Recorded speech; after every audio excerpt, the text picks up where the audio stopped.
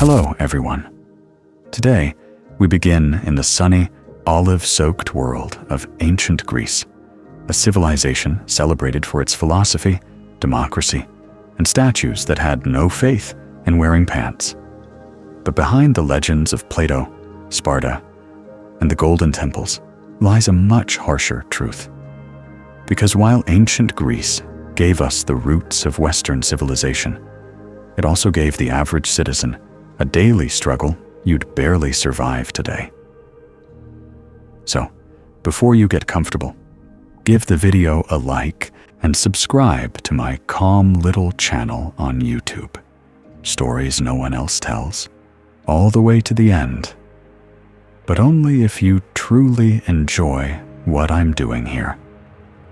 And let me know in the comments where you're watching from and what time it is there.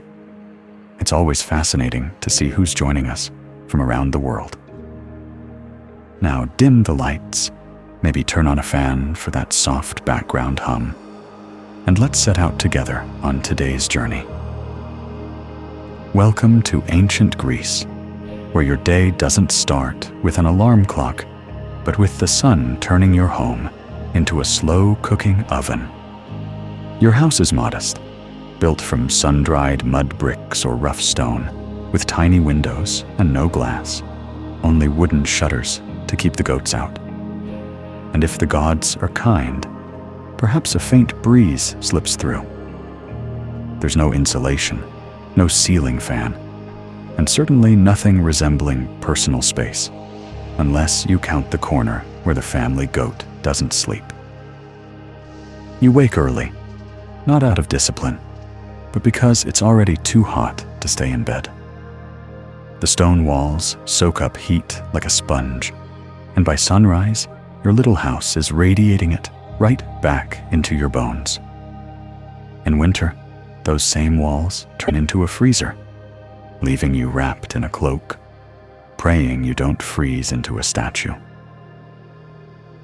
You've probably slept on a thin mat or a straw mattress without a pillow, just a cloak wrapped around you, or if you're lucky, your own arm. Maybe the lice left you alone last night. Maybe not. There's no running water, so your morning routine means walking to the public fountain, or if you live in the countryside, hauling water from the nearest well. You carry it in clay jars balanced on your shoulders, silently praying not to trip and smash a week's worth of back-breaking labor on the ground. As for washing yourself, morning baths aren't a thing. That's for the end of the day, if at all. You might rinse your face, rub some olive oil on your skin, then scrape it off with a curved metal blade called a strigil. Think of it as a day at the spa, minus the spa, or any real effect. And forget about privacy. Your whole family lives in the same room. You all sleep together, eat together, and argue over who tracked mud in from the street. Because the street is also your hallway, your newsfeed, and your garbage dump. You haven't even had breakfast yet, and already your back aches, you're sweating, and your tunic is sticking in places no tunic should stick. And this is the best part of your day. You've survived the sauna of your Greek bedroom. Time to eat, right? Welcome to breakfast in ancient Greece, a meal so minimal it makes modern intermittent fasting look indulgent. Your first bite of the day, hard barley bread, dense and as exciting as the soil it was baked on. Called masa, it's made from ground barley mixed with water, shaped in flat cakes, and baked on hot stones or in the ashes of last night's fire. Think of it as an ancient energy bar, minus the sweetness, texture, or joy. You might dip it in watered-down wine, because, surprise, the water isn't always safe to drink. There's no filtration, no boiling, no clay jug purification in your pantry. So everyone, from children to the elderly, drinks a diluted cup of oinos, not for the buzz, but for survival. If you're wealthy, you might add a fig or two, some olives, or a bit of goat cheese. But let's be honest, you're not wealthy.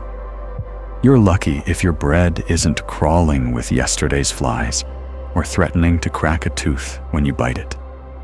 No coffee, no eggs, no fruit bowl or honey, unless you happen to live near a decent beekeeper and know how to bribe him. And don't expect to sit back and relax. Meals are quick. No chairs, no forks, and certainly no mindful eating. You chew your meager breakfast, nod to whoever's around, and head straight back to work. And if you happen to be a woman, you don't even eat with the men. In many households, women and children eat separately, usually after the men are done. So not only is the food bad, but you also have to wait your turn to be disappointed. The irony?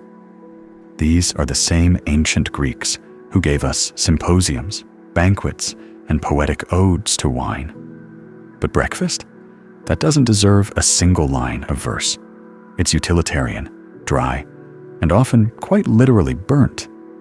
And yet, you chew through it like a champion, because it's the only thing standing between you and an entire day of sun, work, and philosophers arguing. Bon appetit. Just don't break a tooth.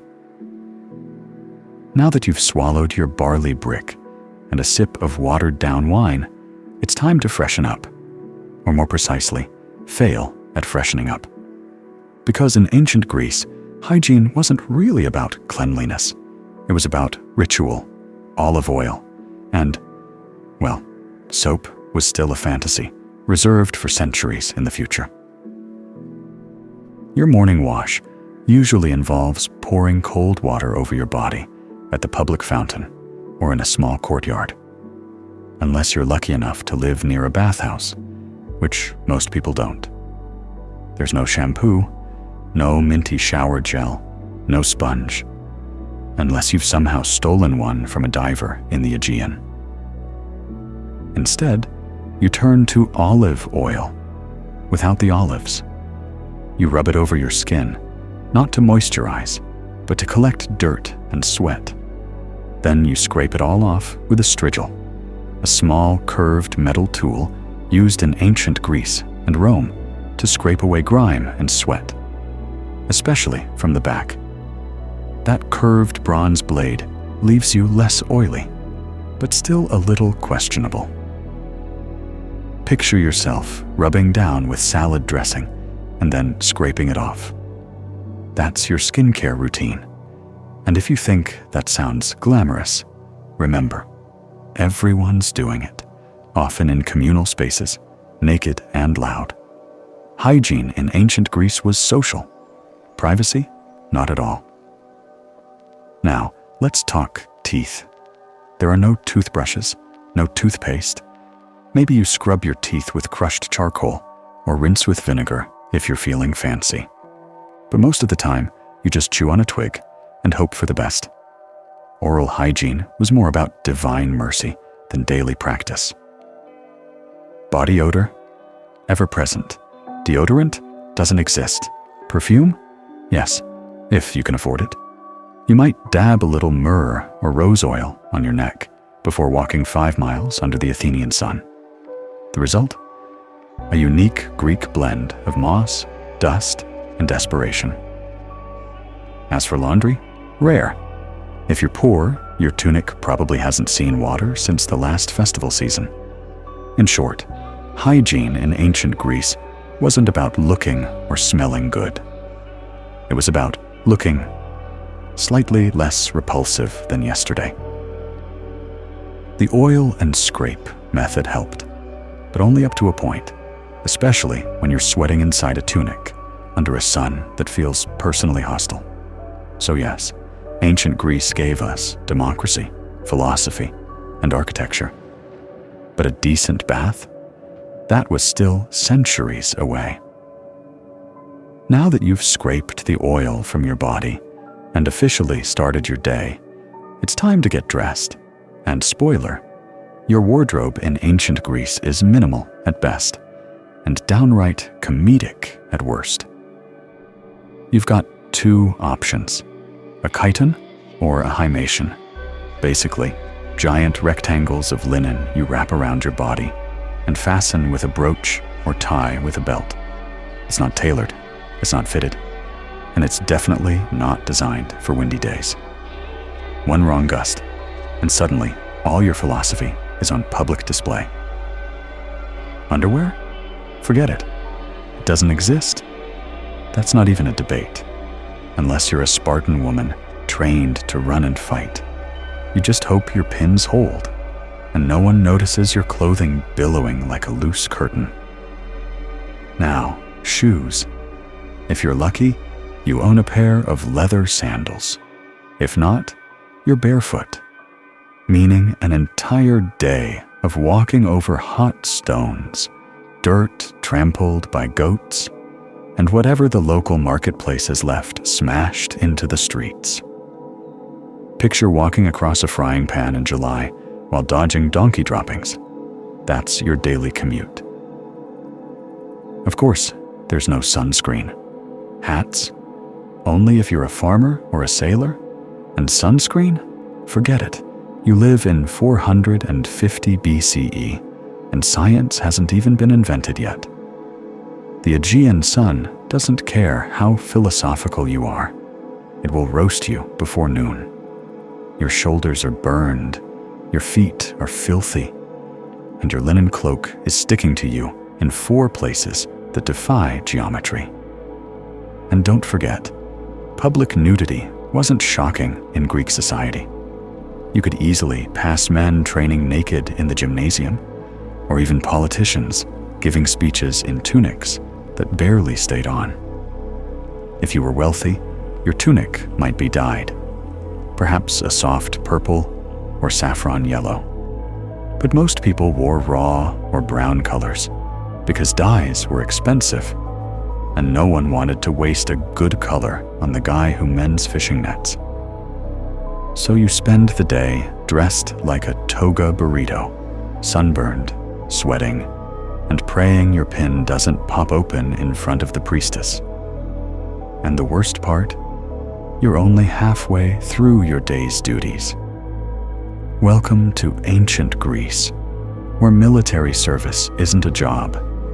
It's your civic duty, your social expectation, and sometimes your one-way ticket to an early grave.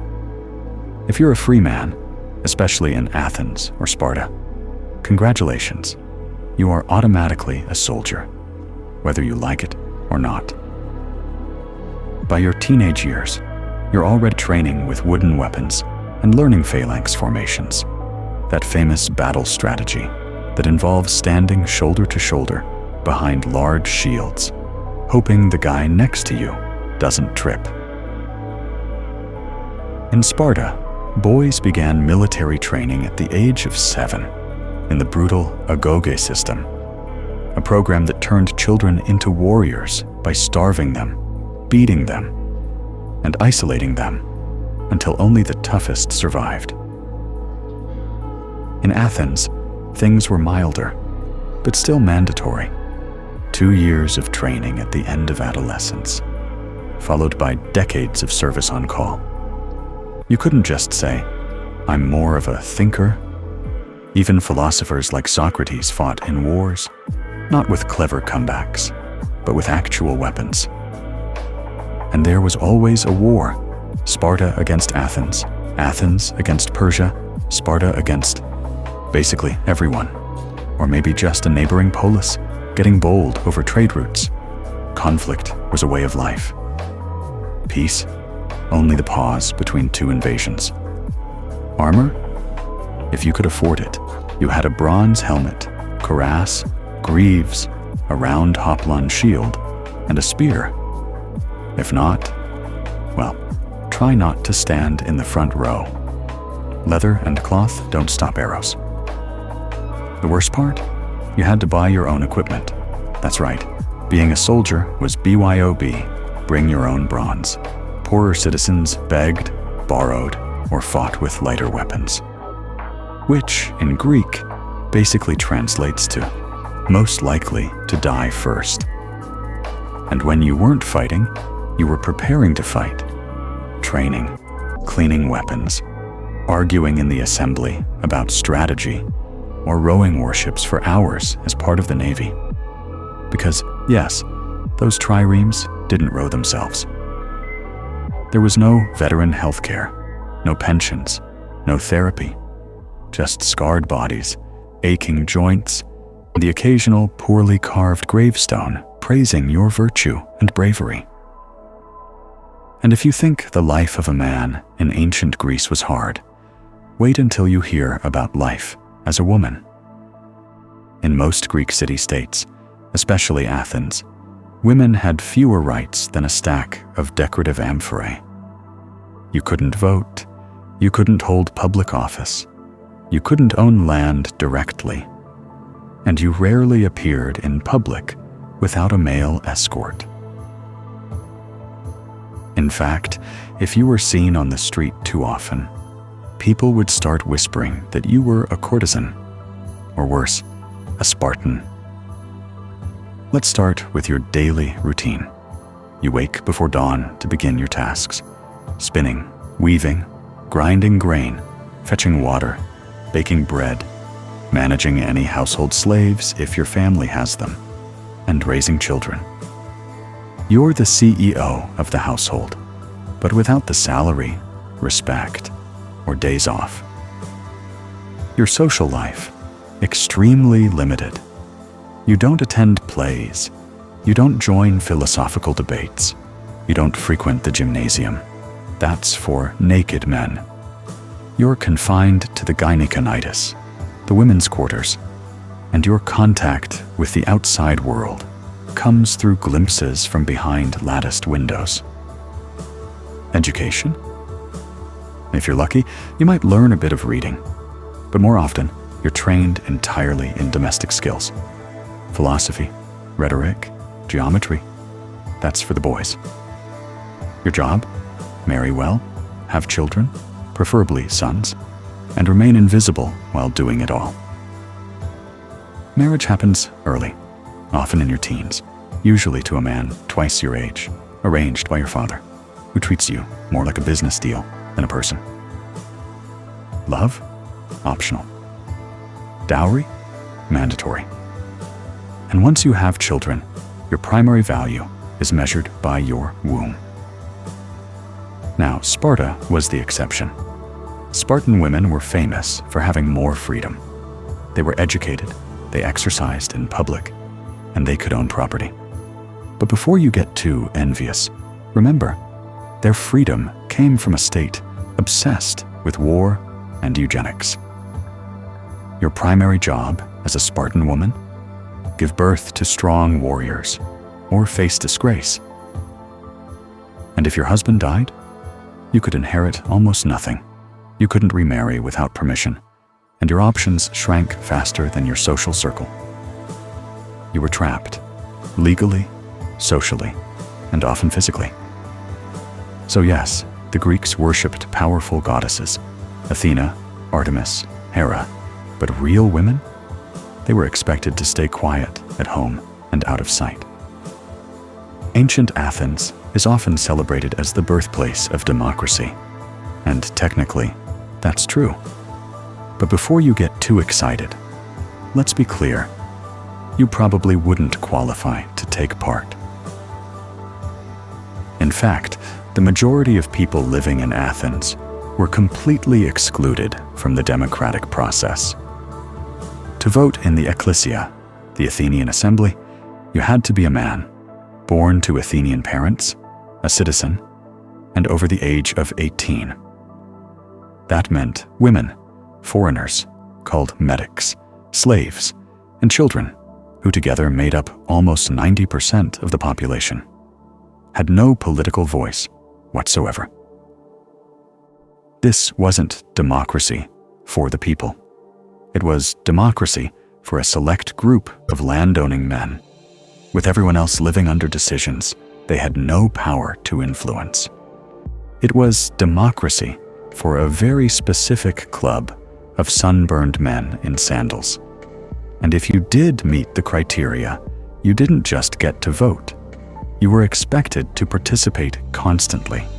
Laws were proposed, debated, and passed in massive assemblies of thousands of citizens. There were no professional politicians.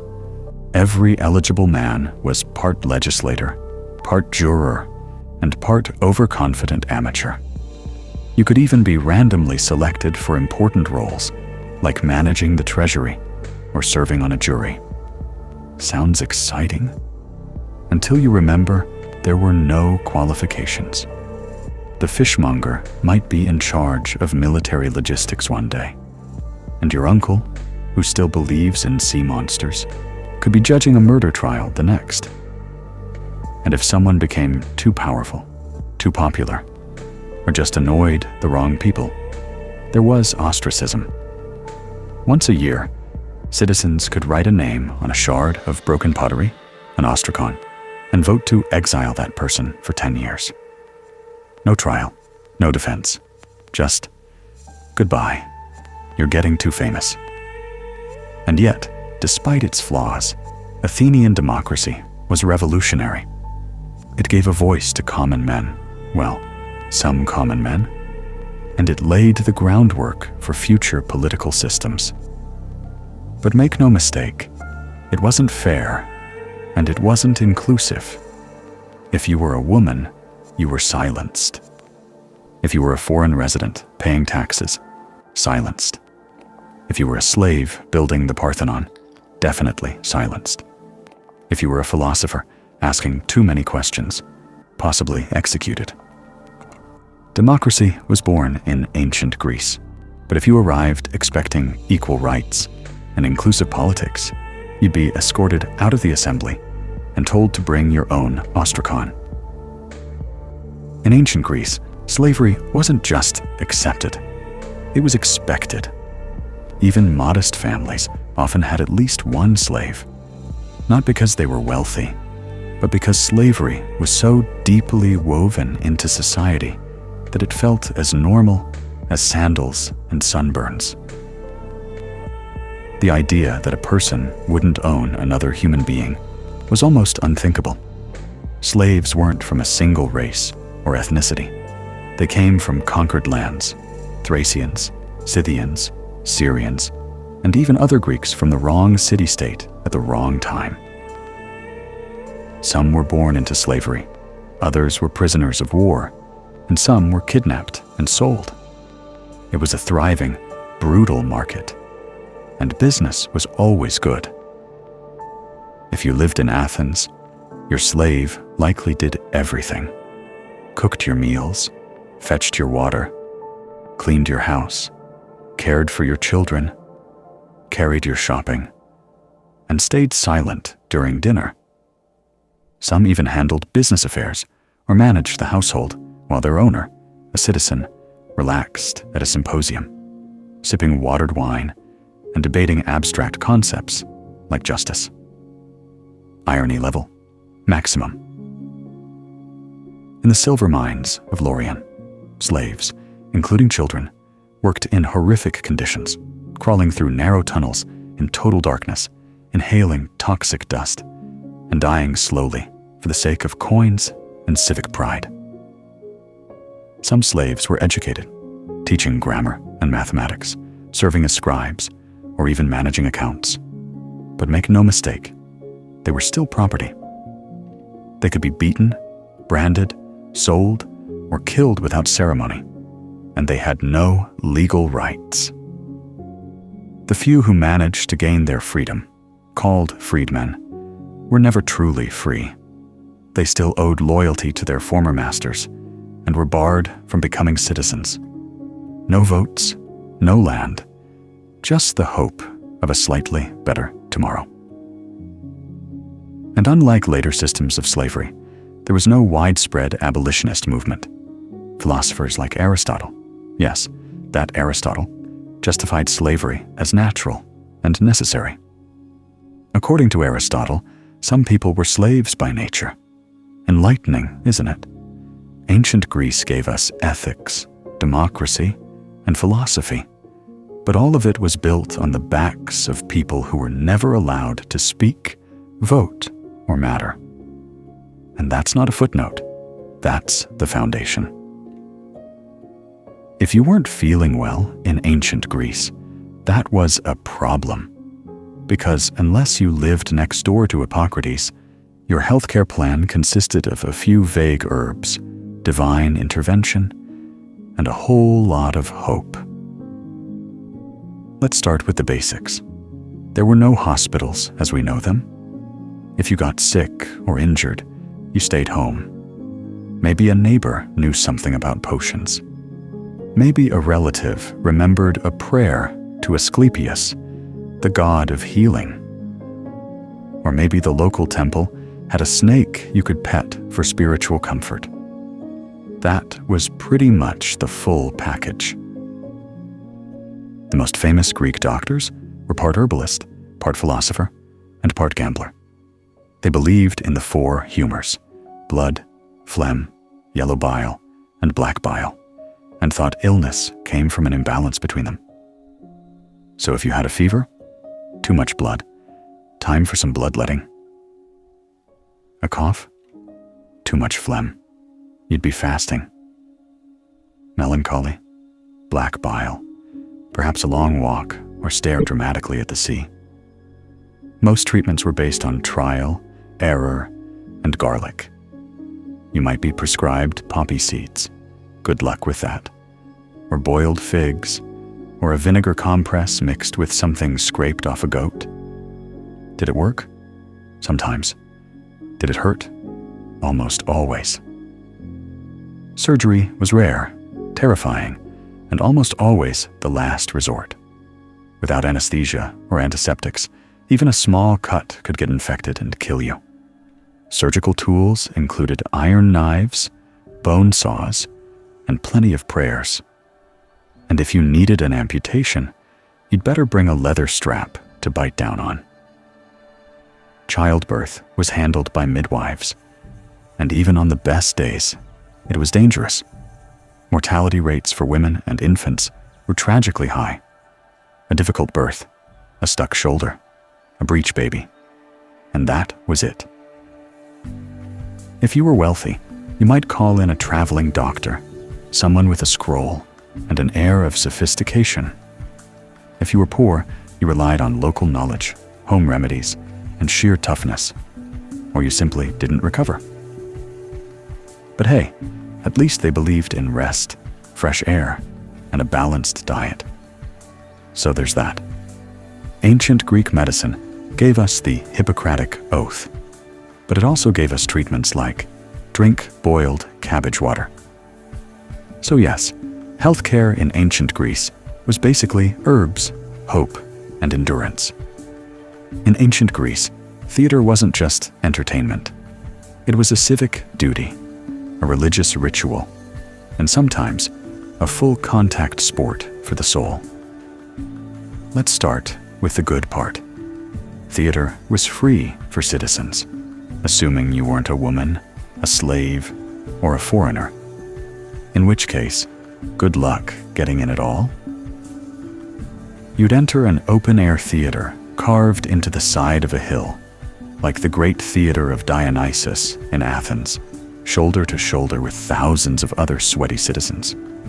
And you'd be there all day, literally all day. The Dionysian festival ran from sunrise to sunset, with plays performed back to back, tragedies, comedies, and satyr dramas. No intermissions, no snacks, and definitely no bathrooms, unless you counted a bush on the hillside. If you arrived late or misbehaved, you weren't just scolded. You could be fined. The performances themselves were intense. The tragedies were emotionally devastating. Murders, madness, wars, gods destroying families over one bad decision made 3 generations ago. You didn't go to laugh. You went to cry together. And then came the comedies, which were not exactly family-friendly. These plays mocked politicians, philosophers, entire cities, and bodily functions with razor-sharp precision. Imagine if Saturday Night Live and a university debate had a baby, dressed it in an enormous phallic costume, and shoved it on stage. The actors wore oversized masks, platform shoes, and exaggerated costumes. All men, of course, even in female roles. The chorus sang, danced, and shouted commentary like an ancient Greek version of Twitter, only louder and in tunics. And this wasn't a passive experience. The audience was loud, booing, whistling, throwing things, and arguing in the middle of the play. Theater was democracy under a spotlight. If the play offended you, you made it known.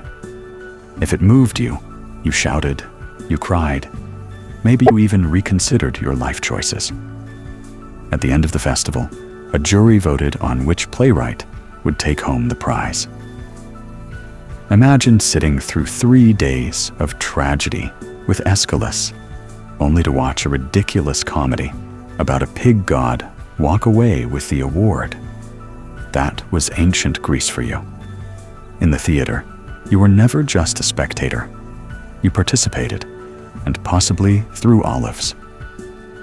You've survived your marathon of tragic theater, and now you step into the agora, the beating heart of the city, where you immediately stumble into a barefoot man in a cloak, pestering strangers with questions. What is justice?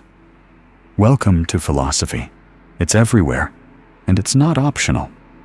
In ancient Greece, especially in Athens, philosophy was the local sport, and its champions were names we now associate with revolutionary thought: Socrates, Plato, Aristotle. But at the time, they were just eccentric men who talked too much and made everyone feel stupid. Take Socrates, for example. The man made a career out of asking questions that led nowhere and dismantling people's confidence in their own opinions. You could be buying olives or petting a stray goat when he would show up. You believe that. But what is belief? What is truth? And just like that, 3 hours of existential crisis and a sudden urge to move to Sparta. He never wrote a thing. His student Plato did that. But Socrates left a lasting impression, partly because Athens eventually executed him for being too annoying. Officially, it was for corrupting the youth and not believing in the gods. But let's be honest, he probably just wouldn't stop asking questions at dinner parties. Philosophy wasn't some quiet academic hobby. It was loud, confrontational, and weirdly athletic. Debates happened in public spaces. They were spontaneous, intense, and often ended in hurt feelings or deep existential dread. There were no microphones, just booming voices, dramatic gestures, and enough ego to fill the Parthenon. And if you thought you could just watch, think again. Philosophers loved to drag random bystanders into the argument. You didn't just pass by Plato's academy. You got absorbed into it. Say one slightly wrong thing, and suddenly you were the day's prime example of the unexamined life. Even children weren't safe.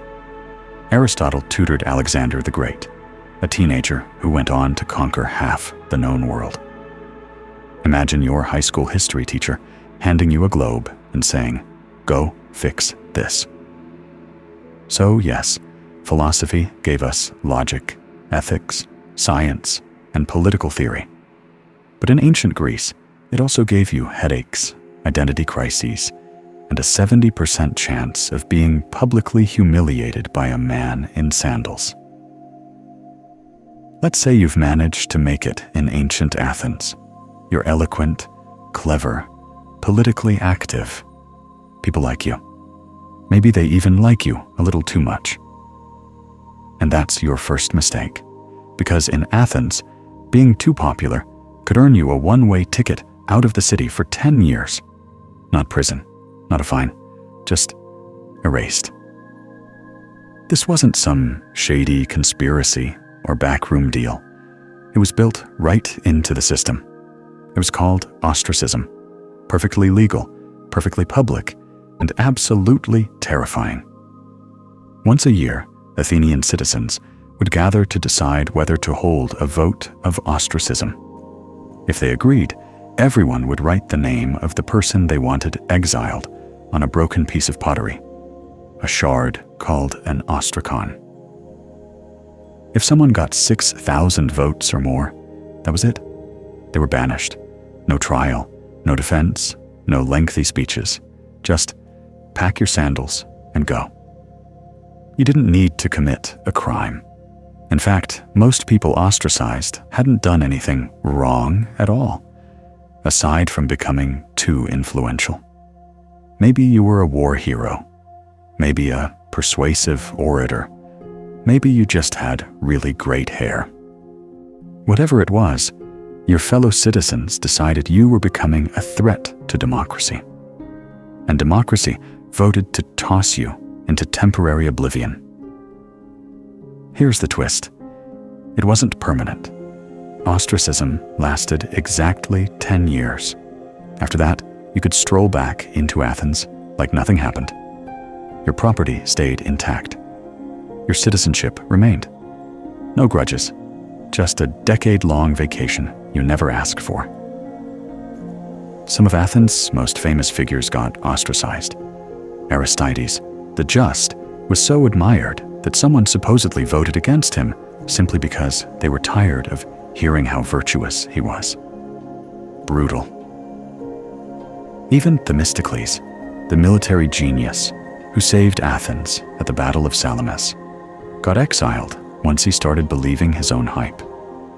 Turns out gratitude in Athens came with an expiration date. Ostracism was meant to protect Athens from tyrants, but more often, it punished success. So if you were ambitious, you had to walk a tightrope. Respected, but not too respected. Popular, but not too charismatic. Think of it as the world's earliest reality show, where the prize for gaining too many fans was being sent to the countryside with your dignity and a lifetime supply of olive oil. Athens gave birth to democracy, but it also invented cancel culture, 2,500 years ahead of schedule. In ancient Greece, you didn't ask if you were going to die young. You only wondered how soon and how painfully. Life expectancy hovered around 30 to 35 years. And that's if you survived childhood, which was far from guaranteed. About 1 in 3 children never made it past their early years, thanks to disease, poor nutrition, and the fact that hygiene, as we've discussed, was more of a theory than a practice. You could die from anything. A scratch that got infected, a fever no one could explain, childbirth, one of the leading causes of death for women, or something as simple as drinking the wrong water. Medicine was limited, and divine intervention wasn't exactly known for its reliability. If you lived in a city, disease spread fast. Crowded houses, open sewers, and shared public fountains turned epidemics into part of the annual calendar.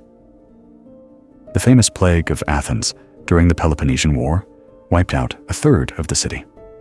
Thucydides wrote about it, then caught it himself, and somehow survived. Most weren't so lucky. War? Constant. If you were a man, chances were you'd die holding a spear or rowing in a trireme. And even if you weren't killed in battle, wounds often turned fatal days later from infection. No antibiotics, no stitches, just hope and garlic poultices. And there was always the possibility of dying from divine pettiness.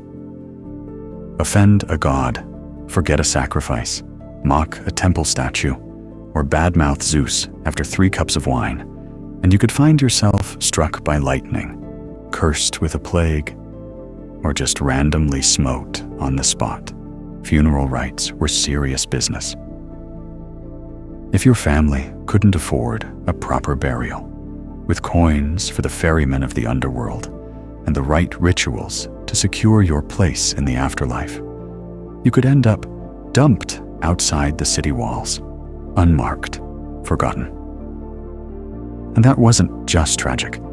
It was spiritually dangerous.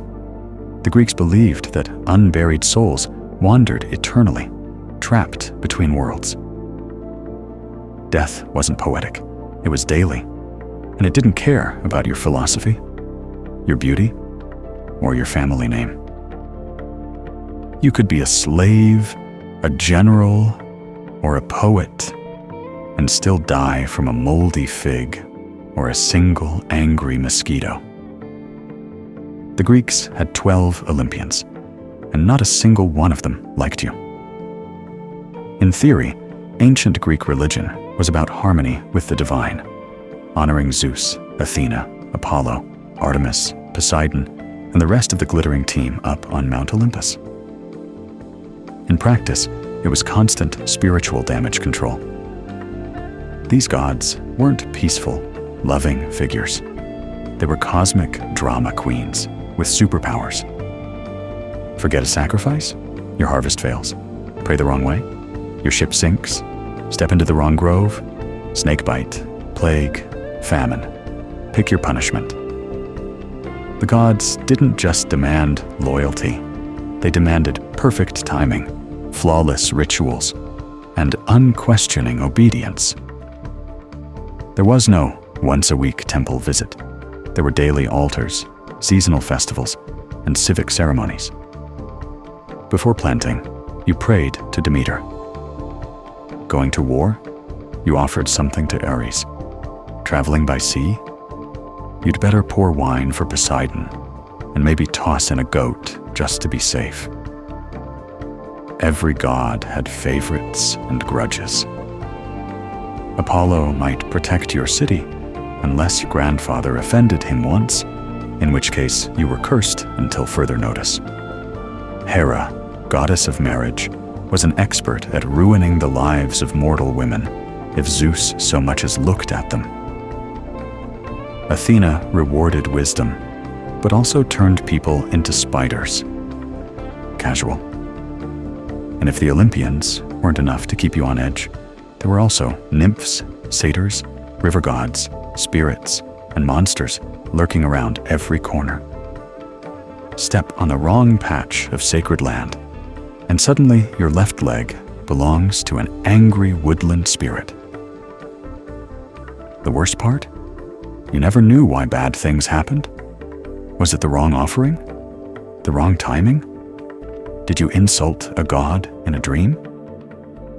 Maybe it was your cousin. Maybe it was something your great-grandfather did. It didn't matter. The gods worked in mysterious and deeply personal ways. And yet, for all the fear, Greek religion was woven into every part of life, from politics to childbirth, from the Olympic Games to funerals. Did you fear the gods? Absolutely. But you also depended on them. Their temples were city landmarks, their festivals were national holidays, and their myths explained everything, from lightning to lust. You didn't believe in them out of faith. You believed in them out of survival instinct. After all that, sun-scorched houses, barley-bread breakfasts, sandal blisters, wars, plagues, temperamental gods, and the occasional goat-related trauma. Let's ask the obvious question. Could you survive a single day in ancient Greece? Honestly, no. You'd quit before lunch. The heat, the diet, the constant threat of war or divine punishment would quickly erase any Instagram-worthy toga fantasies from your mind. You're not used to hauling water before breakfast or squatting over a hole in the ground next to a sacred goat. You'd miss running water, aspirin, and your right to complain without being exiled over a piece of pottery. Sure, you might love the idea of living among marble statues, brilliant philosophers, and epic poets. But here's a spoiler. Those were the 1% of ancient Greece. For everyone else, it was hard labor, limited rights, and frequent funerals. Your democracy? Only if you were a man and a citizen. Their medicine was garlic and hope. Their gods were often furious. Their social media, a guy yelling in the agora about justice while waving a fish. And yet, despite everything, the Greeks endured. They built temples that still stand, wrote plays we still perform, debated ideas that still leave us scratching our heads, and laid the foundations for everything from astronomy to ethics. They didn't just survive hardship, they built civilization while sweating through it. You wouldn't last, but they did. Not because life was easy, but because they found ways to give meaning to a chaotic world. They questioned everything, fought constantly, wrote beautifully, died young, and still shaped the modern world. So no, you probably wouldn't survive the first heat stroke, goat bite, or unsolicited street philosophy lecture. But if you did, if you adapted, endured, and listened closely, you'd find yourself among some of the most passionate, resilient, and brilliantly imperfect people history has ever known. And they wouldn't judge you for struggling. They'd just hand you a tunic, point to the amphora, and say, "Great. Now carry this up the hill." It began with a death and a betrayal. Perseuticus, king of the Iceni tribe in what is now eastern England, had played the Roman game well. For years, he ruled as a client king under Rome's shadow. He had wealth, autonomy, and peace, so long as he remained useful to the empire. But when he died around 60 CE, he left a will meant to protect his people. He named the Roman emperor as co-heir, alongside his 2 young daughters, hoping this gesture of loyalty would guarantee their safety and sovereignty. He was wrong. Rome did not honor the will. Rome does not negotiate. Rome takes without hesitation. The Roman authorities immediately annexed the Iceni kingdom. Soldiers stormed in and took everything: lands, cattle, homes, treasures. But theft of wealth was not the worst crime. It was what they did next that turned a political insult into personal hell. They flogged Queen Boudica publicly, not just to humiliate her, but to send a message: "You are nothing." And as if that wasn't enough, they raped her daughters in front of her. This wasn't just suppression. This was psychological warfare, the kind designed to break a people's spirit. But it did not break Boudica. Rome thought it had crushed a minor tribal woman beneath its boot. What it had done was awaken a lioness, a queen who would turn her pain into vengeance, a mother whose fury would soon set cities ablaze, a woman who would remind Rome that even empires bleed. Word of the atrocity spread quickly across Britannia. Other tribes heard. They remembered their own humiliations, lands stolen, children slaughtered in Roman campaigns. Rome thought the tribes were divided, scattered. But in that moment, they had one thing in common. Boudica's warriors swept toward Camulodunum like a storm, their cries echoing across the land, the sound swelling into a terrifying chorus. The Roman capital in Britannia had been built to impress. Temples, villas, statues, and the proud centerpiece, a massive temple dedicated to the Emperor Claudius. To the Romans, it was a monument to their civilization. To the Britons, it was an insult carved in stone, built with their land, their labor, and their humiliation. Boudica didn't see a temple. She saw kindling. Camulodunum wasn't ready for war. There were no strong fortifications, no garrison prepared for an uprising of this scale. The few Roman veterans who lived there, old soldiers rewarded with land, were confident in their status, complacent in their safety. They didn't see the rebellion coming until it was too late. Boudica's army descended on the city, smashing through its defenses with a ferocity born of years of resentment. The temple, that proud symbol of Roman power, became the focal point of the siege. For 2 days, the Romans barricaded themselves inside, hoping for relief that never came. When the walls fell, there was no mercy. The city burned, the smoke rising like a signal to the rest of Britannia. Rome could bleed. Camulodunum was gone, and Boudica's fury was just beginning. Her warriors moved on, their momentum growing. Next came Londinium, London, another symbol of Roman commerce and control. It was newer, richer, and more strategically important than Camulodunum. The Roman governor, Suetonius Paulinus, weighed his options. He didn't have the troops to defend the city, not against the sheer numbers Boudica commanded.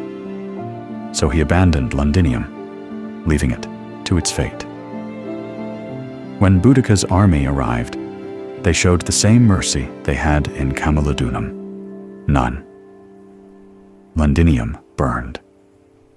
Verulamium, modern St. Albans, followed the same path. One by one, the Roman settlements fell, their streets echoing with the sounds of vengeance. By the time news of the destruction reached the heart of the Roman command, tens of thousands were dead. The empire had underestimated a queen they had thought broken. Now, Rome was no longer looking at a mere rebellion. It was staring at the kind of war that could shatter its hold on Britannia. Hatred forged in humiliation. Soon, Boudica's army grew to tens of thousands. Farmers became warriors, hunters, assassins. Former Roman slaves and mistreated tribal allies switched sides. These were not soldiers fighting for pay.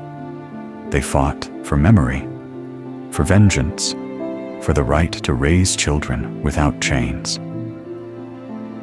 She gave a speech, the first of many. Roman historians recorded her words, with their bias, of course, but what echoes through time is clear. She vowed to win or die. There would be no surrender, no submission, no turning back. Then came the first target, Camulodunum. Camulodunum never stood a chance. The once proud Roman colony had become a symbol of everything Boudica's people despised. Its streets echoed not with tribal songs, but with orders in Latin. Its buildings occupied sacred lands. And looming over everything was the Temple of Claudius, a marble insult built with forced labor, praising the emperor who subjugated the Britons. To Boudica, it was no monument. It was a target. She gave the order, and what followed was not a siege. It was a massacre. Her army swept down like a wave. Roman settlers, many veterans who had oppressed the local tribes, were caught off guard. The city had no proper walls. The few Roman soldiers stationed there were ill-prepared. They expected peace, not war. They tried to hold the temple, barricading themselves inside, believing it would withstand a siege. It did not. Within 2 days, Boudica's forces had broken in. The streets ran red. They spared no one. Men, women, children were slaughtered. Boudica's war was not just military. It was personal. Her warriors destroyed Roman statues, burned villages, and unleashed their fury against the very symbols of occupation. The temple was set ablaze. Its roof collapsed in a storm of fire that lit up the sky for miles. Survivors? Few. And those who escaped carried horror stories that chilled Roman blood. This fury was no random rage. It was deliberate. These were people who had seen their homes taken, their gods ridiculed, their daughters sold. Now, they were demanding justice. What had been stolen? Everything. Roman authorities sent pleas for help to Governor Suetonius, who was hundreds of miles away in Wales, busy suppressing another rebellion. But by the time he heard of Camulodunum's fall, it was already too late. The colony was reduced to ashes and smoke, and the flame of rebellion burned ever higher. Boudica did not stay to celebrate. There was no time. She knew Rome would respond, and with force, so she advanced, aware that each victory fueled her momentum. Her next destination? A larger city, richer, and even more vulnerable. Londinium. If Rome had not taken her seriously before, it would now. Camulodunum was just the beginning, but the revenge was far from complete. Not until the heart of the empire in Britannia felt the fire. Londinium was the jewel of Roman Britannia. Founded only 17 years earlier, it had become a thriving center of commerce and administration. Merchants from across the empire filled its markets. Officials conducted imperial business beneath tiled roofs. Wealth flowed through its streets like water. But as Boudica's army marched ever closer, that wealth turned into panic. Governor Suetonius, hastily returning from Wales with a small force, arrived just before the revolt. He looked upon Londinium, crowded, sprawling, defenseless, and made a brutal decision. He abandoned it. The Roman legions stationed elsewhere were too far away to help. Suetonius could not risk his limited troops in a city that could not be defended. So he retreated, taking with him those who could flee. He left behind the old, the sick, the stubborn, and those too slow to believe that an army led by a woman could topple Rome. They would learn soon enough. Boudica's forces swept through Londinium like thunder. There were no walls to scale, no gates to break. The city lay open, and she made it bleed. Her warriors tore through the streets with the fury of generations. Loot, they did not occupy, they eradicated. Roman citizens were dragged from their homes. Entire families were slaughtered. Some were impaled. Others were burned alive in temples. No mercy was shown. No Roman symbol was spared. Villages were set on fire. Warehouses exploded into flames. Sometimes the smoke rose so high it could be seen for miles, black against the British sky. This was not just a massacre. It was a statement. The message? Rome is not invincible. Roman sources of the time, like Tacitus and Cassius Dio, estimated that tens of thousands died. Some accounts say the brutality even surpassed that of Camulodunum. To the Roman mind, this was not just a rebellion. It was the apocalypse. And in the midst of it all, rode Boudica. She did not hide behind commanders. She led from a chariot, flanked by her daughters. She watched as the pride of the empire crumbled beneath her feet. To her, this was not senseless violence. It was justice for what Rome had done to her family, her people, her land. And she was not finished, because ahead of her lay another center, Roman Verulamium, and beyond that, the total revenge of Rome. Rome had faced rebellions before. It had fought wars across entire continents, but it had never seen anything like Boudica. She was not a general trained in tactics. She did not speak Latin. She did not wear polished armor. And yet, she had burned 2 Roman cities and massacred thousands, citizens and soldiers alike. Now, as Verulamium, a prosperous Romanized city northwest of Londinium, burned, the empire began to panic. News of her carnage reached the Roman Senate. The Emperor Nero himself reportedly considered abandoning Britannia altogether. Imagine that. An empire stretching from the deserts of Africa to the mountains of Germania, contemplating retreat because of a woman with a chariot.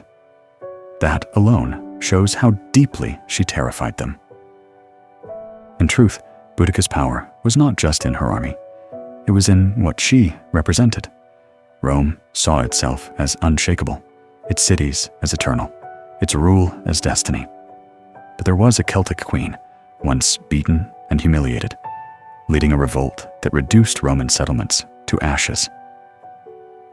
Each new city she burned was not just a tactical victory.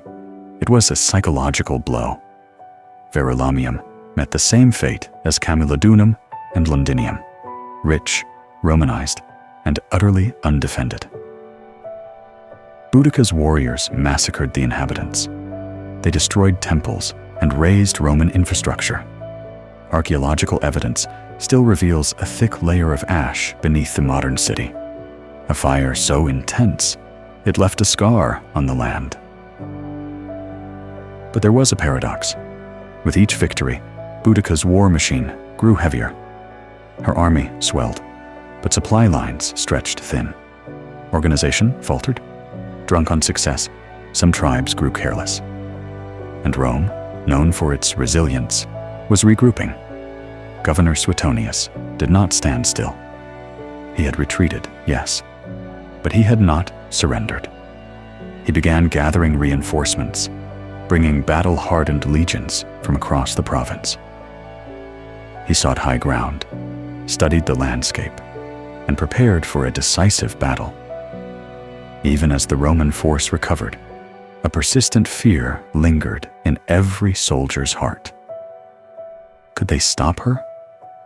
Because Boudica was not just fighting a war. She was rewriting the story of conquest, proving city after city in flames that Rome could bleed, and queens could strike back. The final confrontation was coming. The empire held its breath. The fire had spread as far as it could. Now, the storm would meet steel. Governor Gaius Suetonius Paulinus had carefully chosen his battlefield.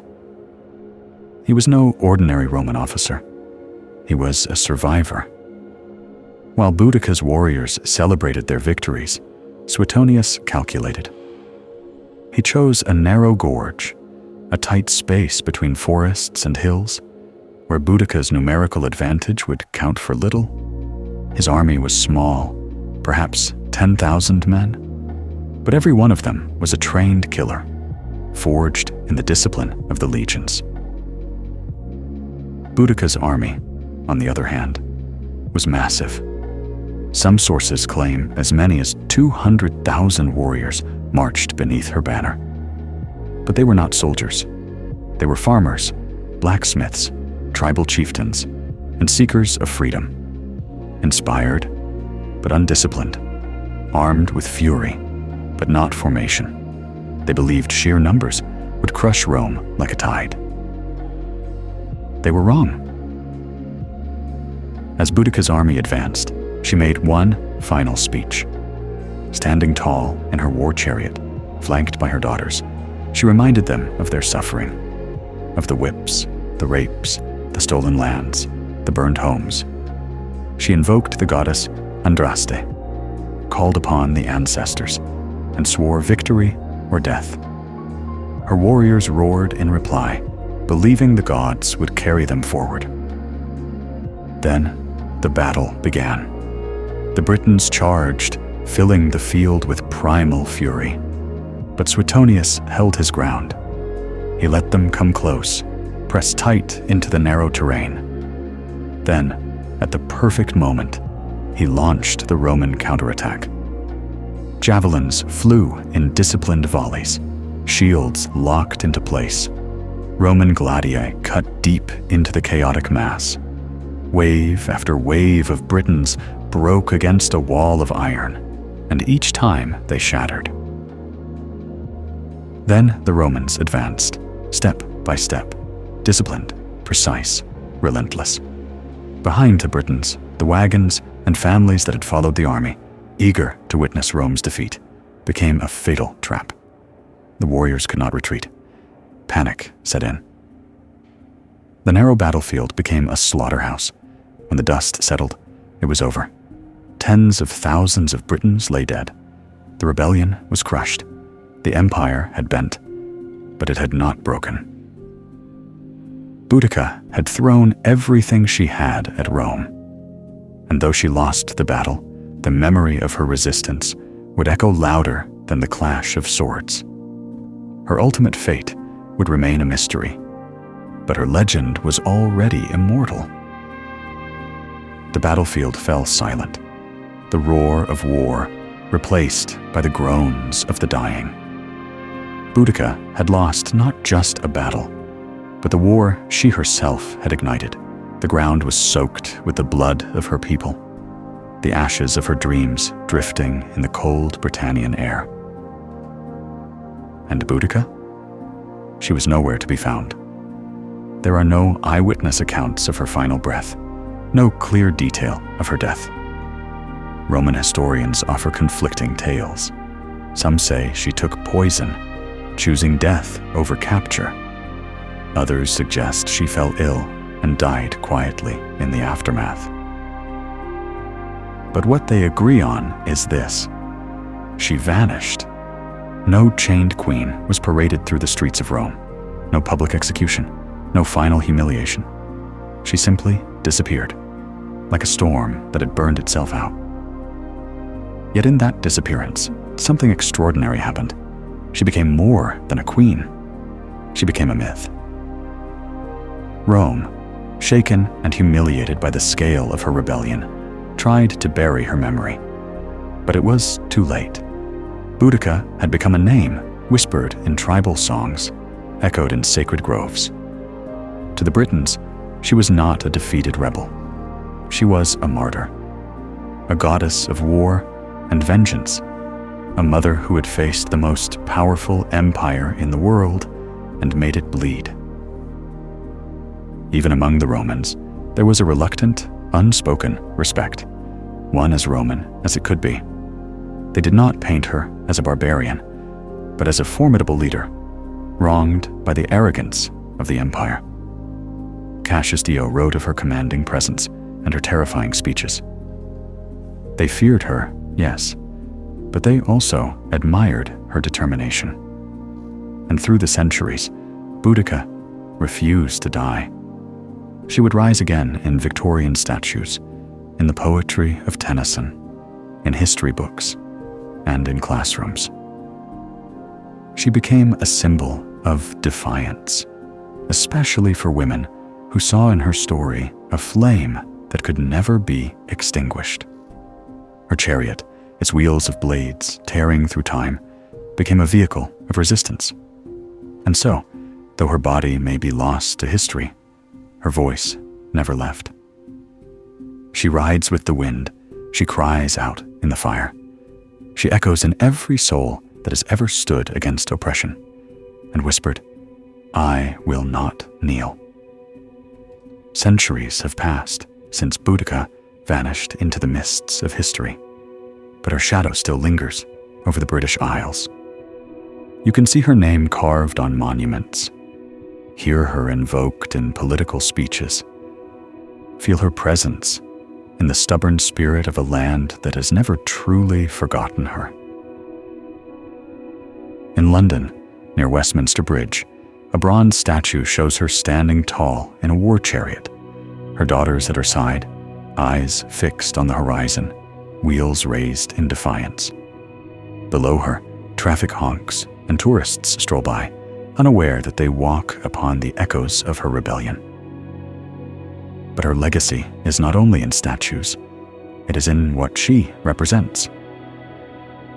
Boudica became more than the sum of her battles.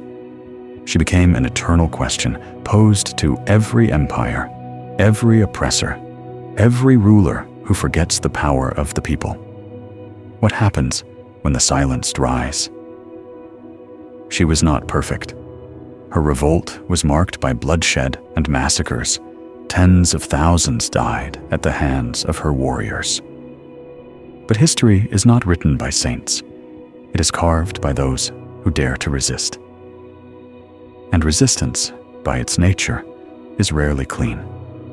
Still, what keeps Boudica alive is not just her war against Rome, but the fire she sparked in the human imagination. A woman who lost everything, yet still stood tall. A queen who refused to be defined by the empire that tried to break her. A mother who turned her pain into a sword. Modern historians still debate her exact role, her decisions, her motives.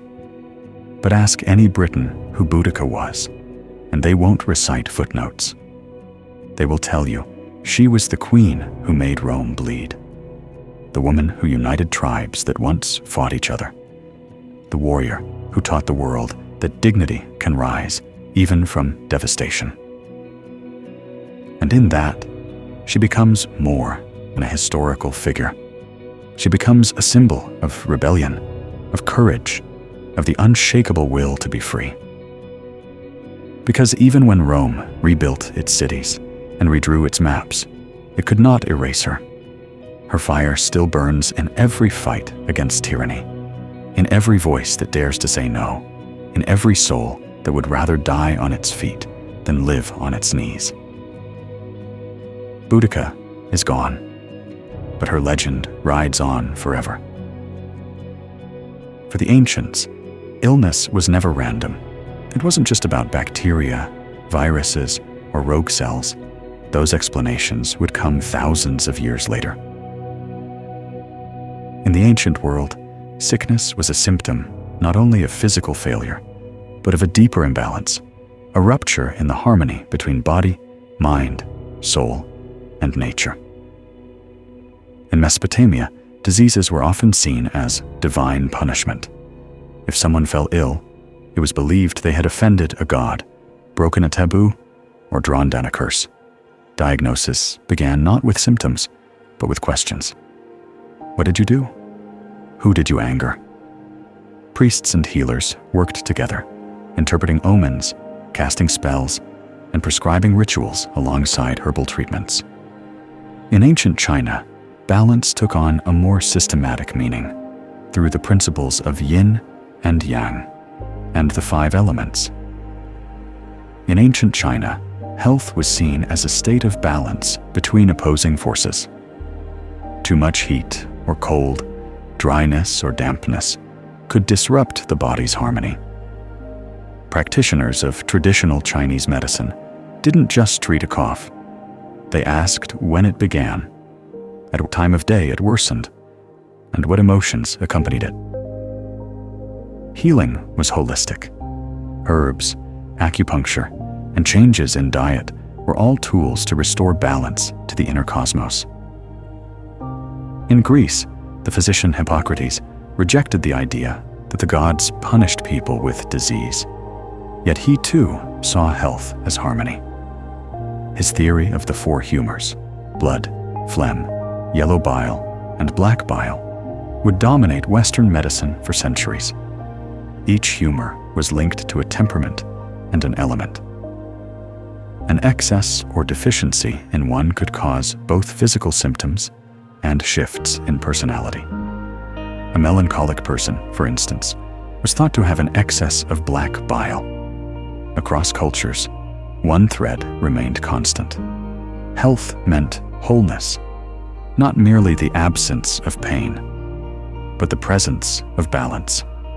Whether in the Ayurvedic concept of doshas in India, or in the belief in spiritual possession within African healing traditions, ancient peoples understood that humans were never isolated. We were part of nature, and when nature was disturbed, it struck back. So when ancient healers laid their hands on the sick, they were not only seeking physical signs, they were listening for imbalances.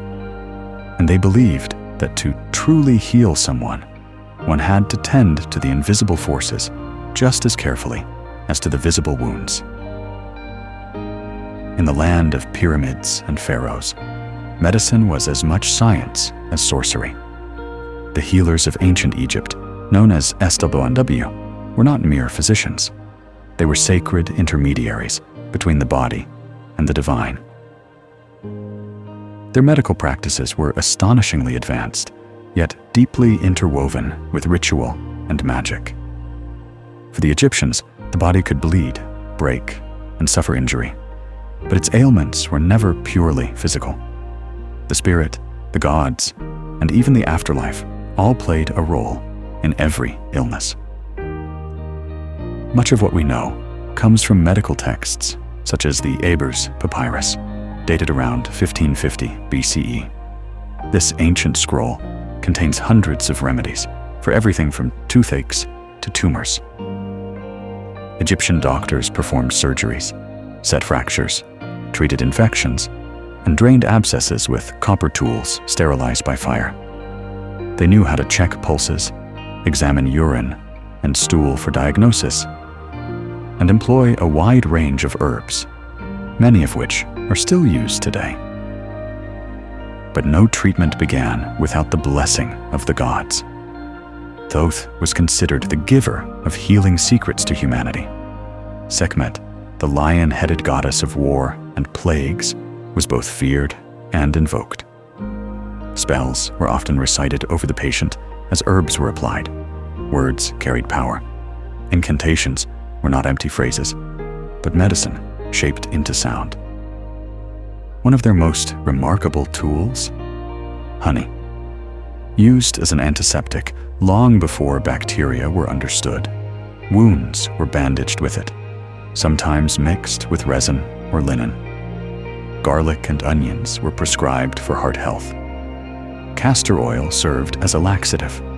Even moldy bread was pressed into infected wounds, a primitive antibiotic centuries ahead of its time. Egyptian physicians treated not only commoners, but also royalty. Their skill was respected beyond their borders, and neighboring civilizations often sought out Egyptian doctors. For the most difficult cases, they were in a way the first specialists. Some focused on the stomach, others on the eyes, and still others on spiritual afflictions. But within all their knowledge, there was no separation between the physical and the sacred. A fever might come from mosquitoes, from the Nile, or from an irritated spirit. Healing the body meant appeasing the gods, purifying the soul, and restoring cosmic order. For the ancient Egyptian, the true role of a healer wasn't just to treat disease, it was to re-establish universal harmony. Long before the rise of modern medicine, India was already writing its own story of healing, one that saw the human body not as a machine, but as a reflection of the cosmos. This ancient system is known as Ayurveda, a Sanskrit word meaning the science of life. Rooted in Vedic tradition, Ayurveda is more than medical practice. It is philosophy, a way of living in harmony with nature, the seasons, and the spirit. Central to Ayurveda is the concept of the three doshas, Vata, Pitta, and Kapha, each representing a unique combination of the five elements: earth, water, fire, air, and ether. Vata governs movement. Pitta governs transformation, like digestion. Kapha governs structure and stability. Everyone is born with a unique balance of these doshas. Illness arises when that balance is disrupted by poor diet, stress, environment, or lifestyle. Ayurvedic texts, such as the Charaka Samhita, and Sushruta Samhita date back over 2,000 years. These detailed manuals offer not just herbal remedies, but also guidance on surgery, obstetrics, psychology, and even medical ethics. Charaka focused on internal medicine, emphasizing prevention as the first line of defense. Sushruta, on the other hand, is remembered as a pioneer of surgery, describing over 300 procedures and 120 surgical instruments, many crafted from wood or metal. One of his most remarkable techniques was rhinoplasty, rebuilding the nose using a flap of skin from the patient's cheek or forehead. This was not cosmetic surgery. It was often to restore faces mutilated as a form of punishment. Millennia before Western medicine, Sushruta was already paving the way, but Ayurveda's true strength lay in its holistic approach. Healing the body was inseparable from healing the mind and soul. Treatments included herbal medicine, yoga, breathing exercises, pranayama, oil massages, abhyanga, and meditative fasting.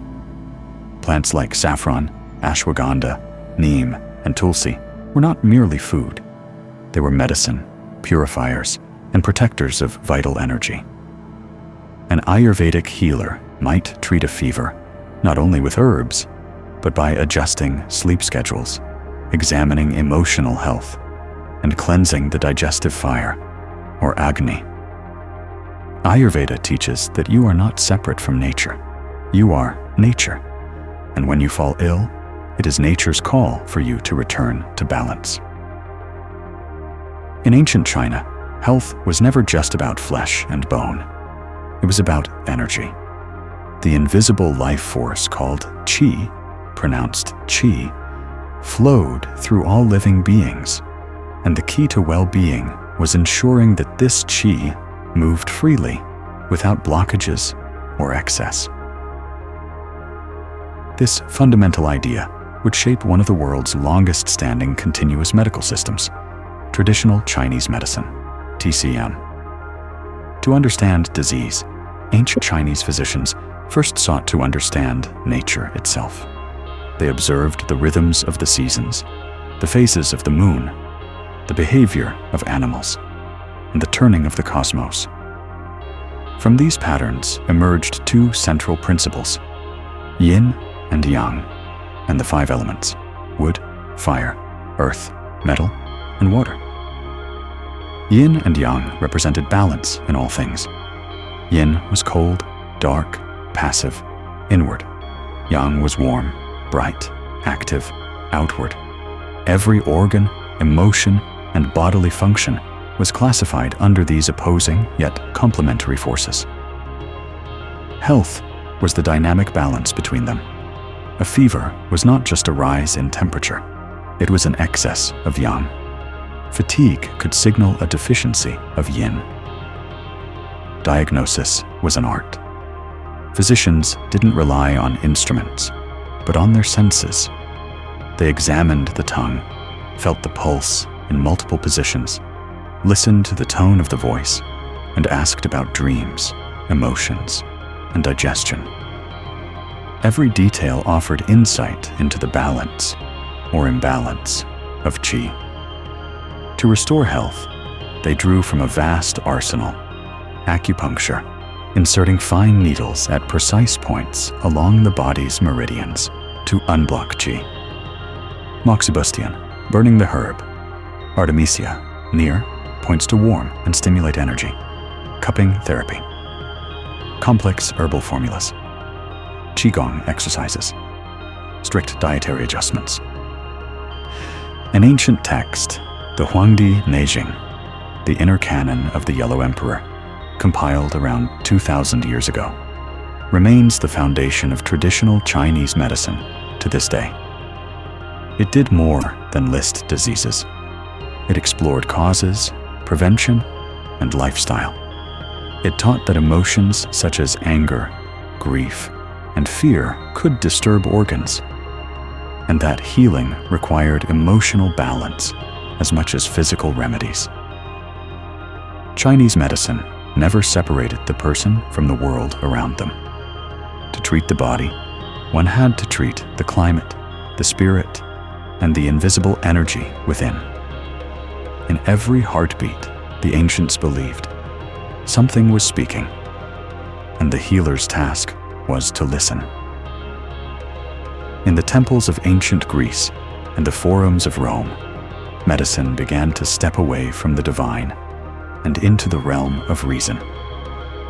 But even here, the body was still seen as a delicate ecosystem, governed by balance and temperament. At the heart of this vision was a theory that would shape Western medicine for over 1,000 years. The four humors, developed by the Greek physician Hippocrates and later expanded by Roman doctors like Galen. The theory proposed that the human body was governed by four fluids: blood, phlegm, yellow bile, and black bile. Each humor corresponded to an element: air, water, fire, or earth, and to a specific temperament. A healthy person maintained these fluids in balance. Disease was simply an excess or deficiency of one. If someone was feverish and aggressive, they might have an excess of yellow bile, a choleric imbalance. A patient who was sluggish and pale might have excess phlegm, linked to cold and dampness. Treatment focused on restoring balance through bloodletting, purging, special diets, and baths. But the Greeks didn't stop at fluids. They also believed in the healing power of observation and environment. The Hippocratic Oath, still echoed in modern medicine, urged physicians to do no harm, to observe patients carefully, and to treat the whole person, not just the disease. Hippocrates advised his students to consider the seasons, the winds, the quality of water, and even the patient's mood.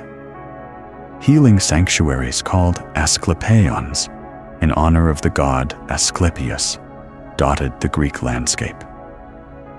More than hospitals, they were spiritual retreats.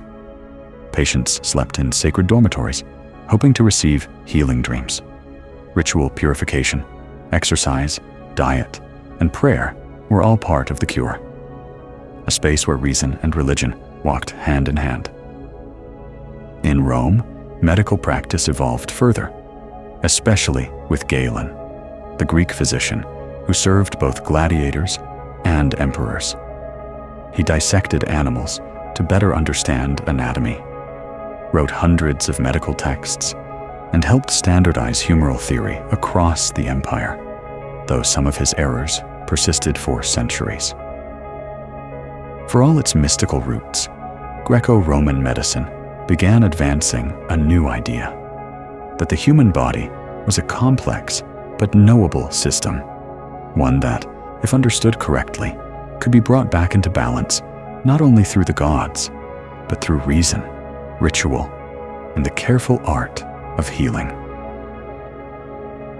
Long before written texts or formal medical schools, indigenous peoples across the world were already healing their communities, using deep knowledge passed down through stories, visions, and practical experience with the natural world. For these cultures, medicine was not a profession. It was a way of life, woven into daily rituals, seasonal cycles, and sacred ceremonies. Among Native American tribes, healers, called medicine men or medicine women, were far more than physical caregivers. They were spiritual guides, storytellers, counselors, and guardians of ancestral knowledge. Illness was seen as a rupture in a person's relationship with nature, with the tribe, with the spirits, or with themselves. Healing required reconnection. Plants were central to this practice. From the Cherokee to the Lakota, each tribe possessed an encyclopedic knowledge of the land. Which root to chew for pain, which leaf to brew for fever, which bark to crush for wounds. Sage, cedar, sweetgrass, and tobacco were sacred, used in smudging rituals to cleanse both body and spirit. But medicine was never just about the ingredient. It was about intention, ceremony, and respect. Healers often worked with spiritual forces, leading sweat lodges, vision quests, and drum circles. Illness could be caused by the breaking of a taboo, by spiritual possession, or even by soul loss, when part of a person's essence fled due to trauma. Rituals, such as soul retrieval, were performed to call the spirit back through chants, dances, or altered states of consciousness. This same reverence for nature is seen in indigenous traditions around the globe.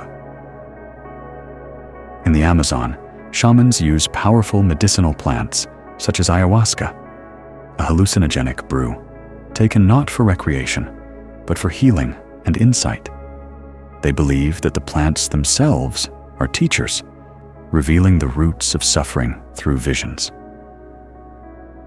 In Australia, Aboriginal bush medicine includes herbs, clays, and rituals passed down through the Dreamtime, the ancestral era that still guides Indigenous identity. Healing here is about maintaining balance between body, land, ancestors, and songlines, the ancient pathways of song. These systems were never written in books. They lived in songs, dances, and landscapes.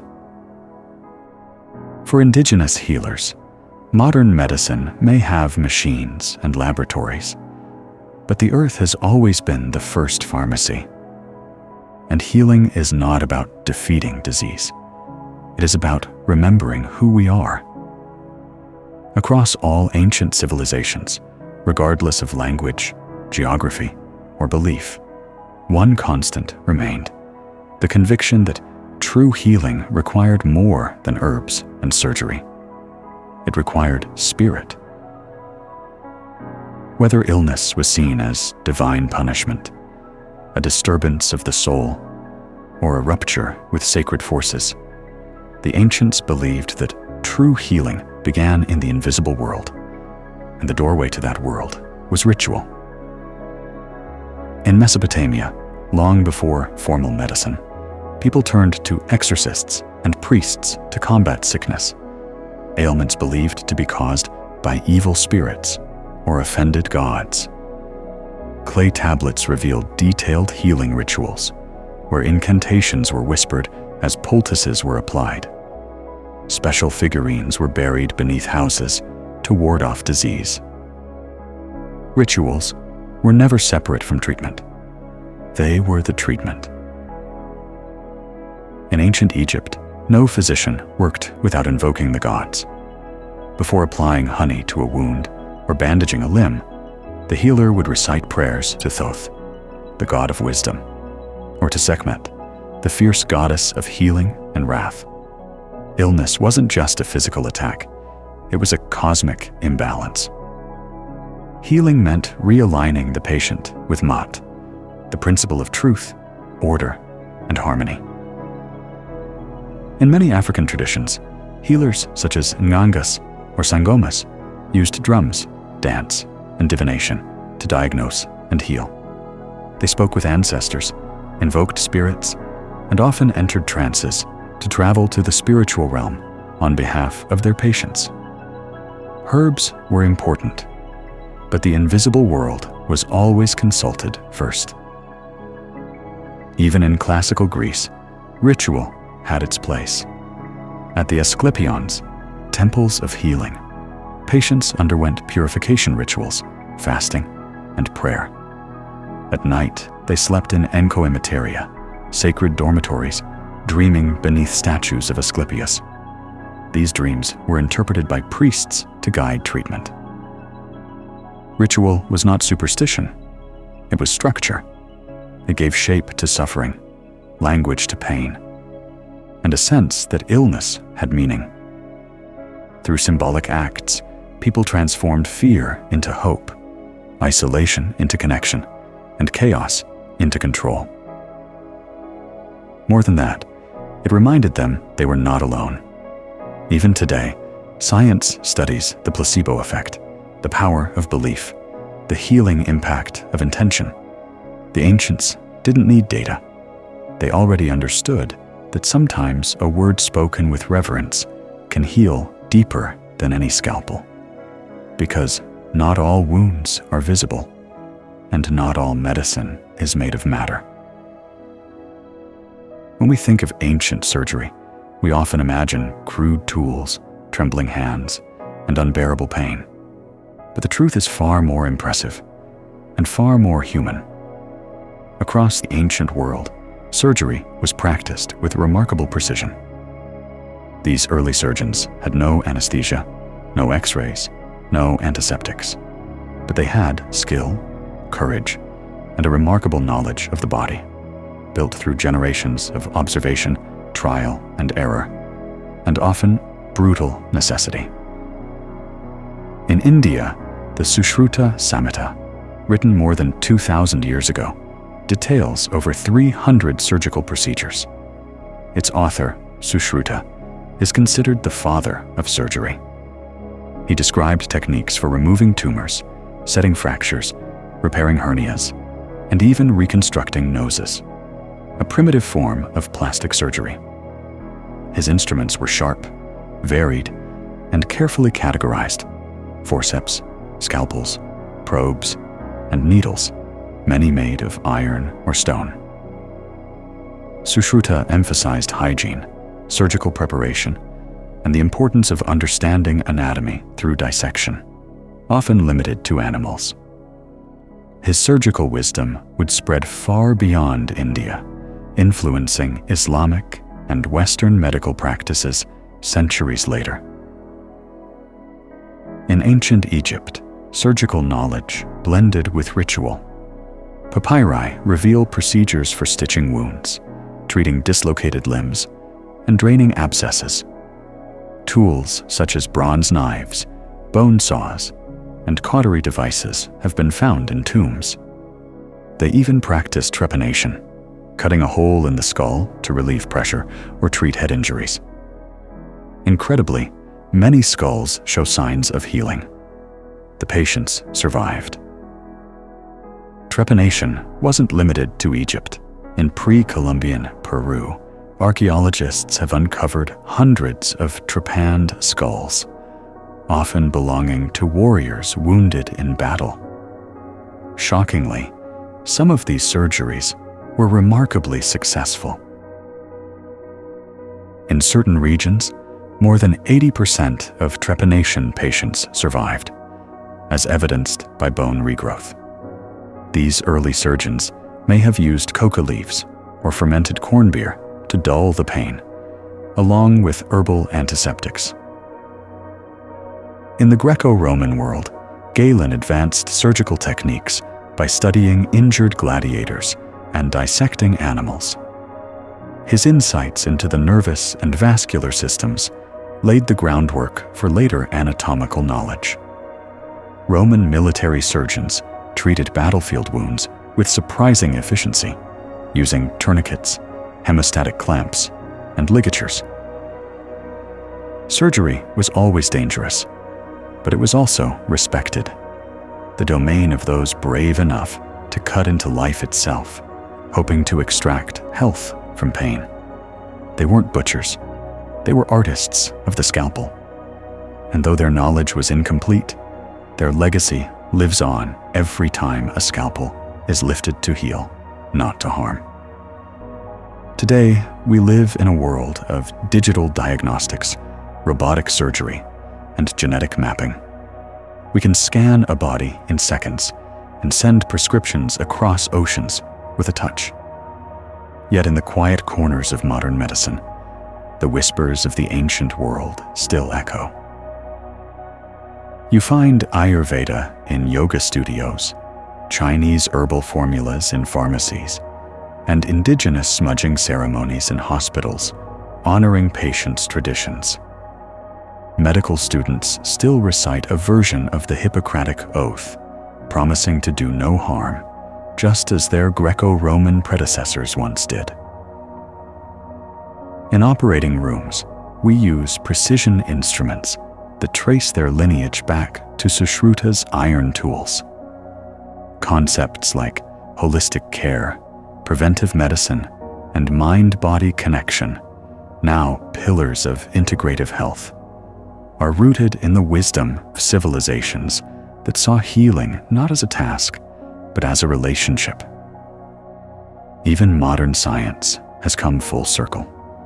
Research now confirms what the ancients believed, that stress, isolation, and emotional trauma can weaken the immune system, disrupt sleep, and cause physical pain. Meditation, once a spiritual discipline, is now studied for its effects on the brain. Forest bathing, derived from Shinto and indigenous practices, is prescribed for anxiety. The placebo effect, the healing power of belief, continues to challenge researchers who once dismissed it as mere chance.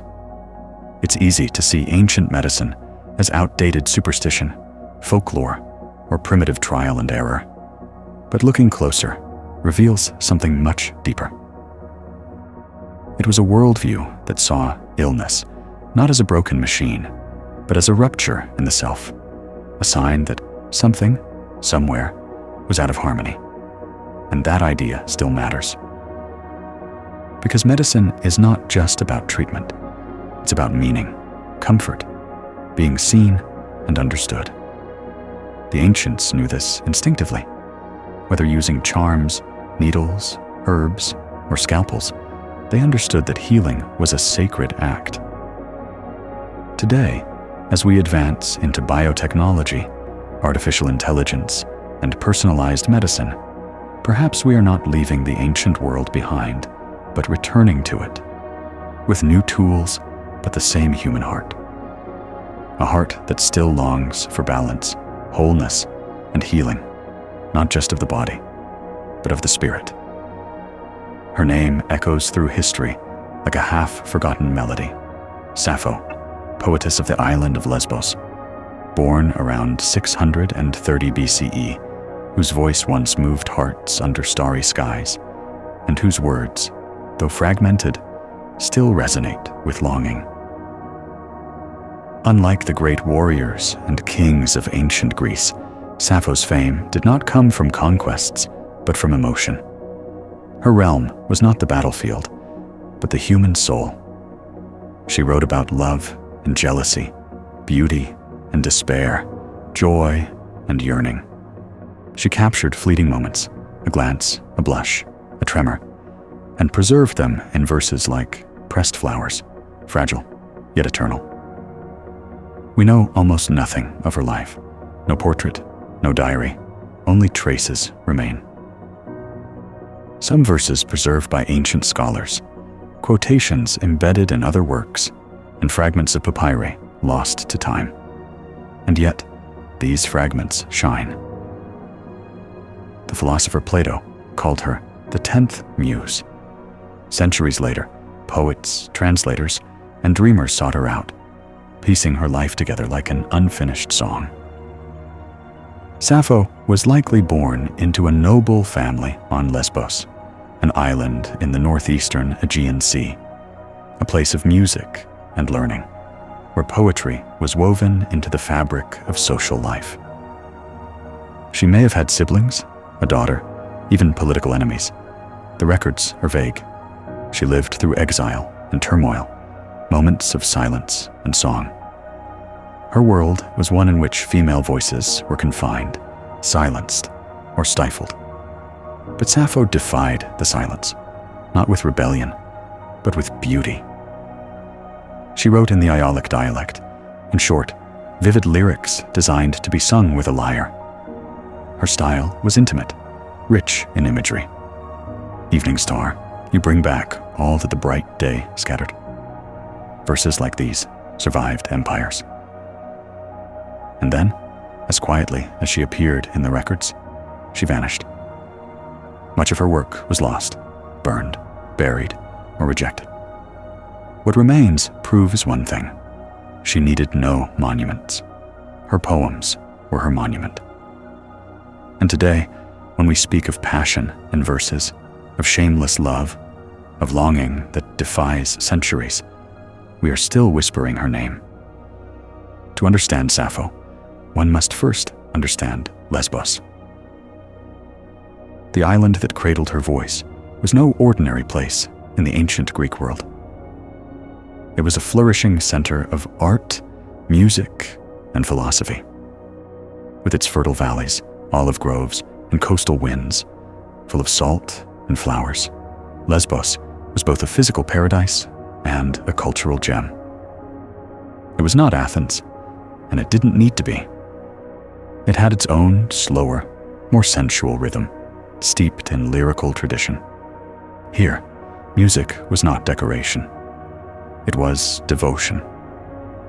The sound of the lyre and the aulos echoed through homes and temples. Poetry was sung, not read. And in this world of sound and nature, Sappho's voice was born. She lived in the city of Mytilene, the beating heart of the island, a place of vibrant politics and rival arts, of factions in conflict and shifting alliances. Sappho herself was exiled once, perhaps to Sicily, amid political turmoil. But it was always Lesbos that called her back. Lesbos was also a rare space of female community in the ancient world. Aristocratic young women were educated in music, poetry, and ritual. Some scholars believe Sappho led a thyasos, a circle or school where young women learned the art of lyric poetry, dance, and devotion to the goddess Aphrodite. It was not formal education as we know it. It was a sacred and creative sisterhood. Here, bonds were formed, emotional, intellectual, possibly romantic. Sappho wrote directly to these women, not as abstract muses, but as real presences in her life. She called them by name, lamented their departures, celebrated their beauty, and confessed her love with piercing honesty. There is no word from her that says, "I beg you, bring her back to me." These verses do not come from myth or theater. They come from a lived world, from a circle of women singing by lamplight, weaving emotion into song. And though time later distorted her legacy, painting it with scandal or speculation, Lesbos was the soil where her truth grew. Not just a place on the map, but a cultural cradle of passion, art, and female expression.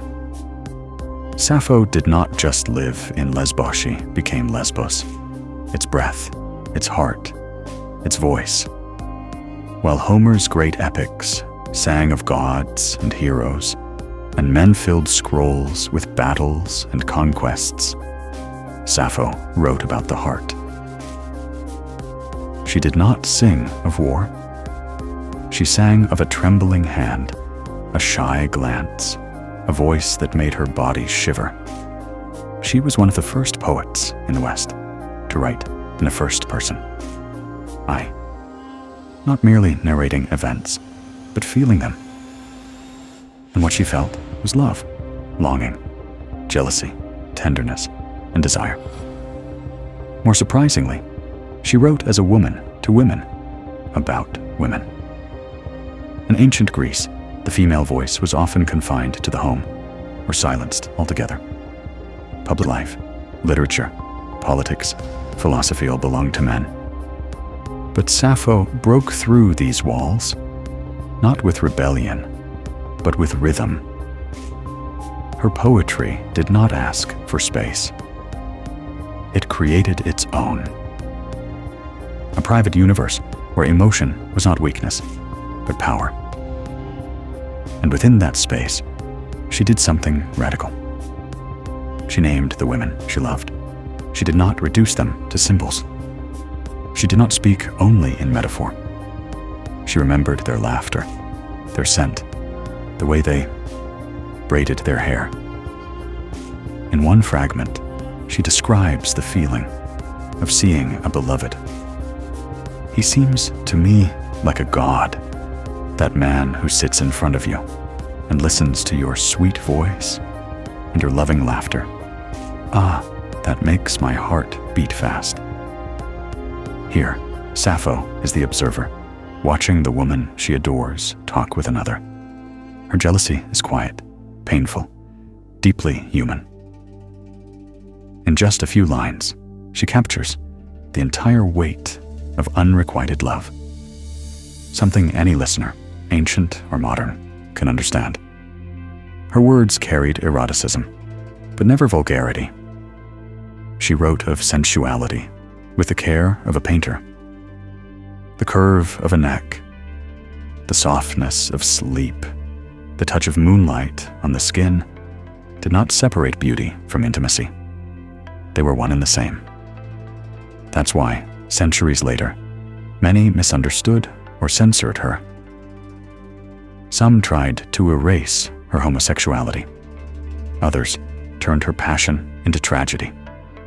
But none of that diminishes the truth. From her voice came a woman who wrote honestly, lyrically, and courageously about love, not in theory. As one who lived it, deeply, openly, without apology. Sappho did not just write poetry. She composed music for the soul. Her verses were never meant for silent reading. In ancient Greece, poetry was alive. It was sound, breath, vibration.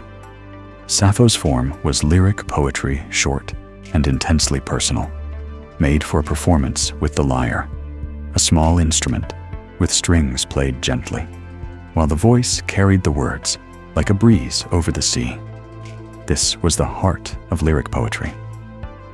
And where does the word lyric come from? It was not epic. It did not tell long stories of war and gods. It was intimate, emotional, immediate.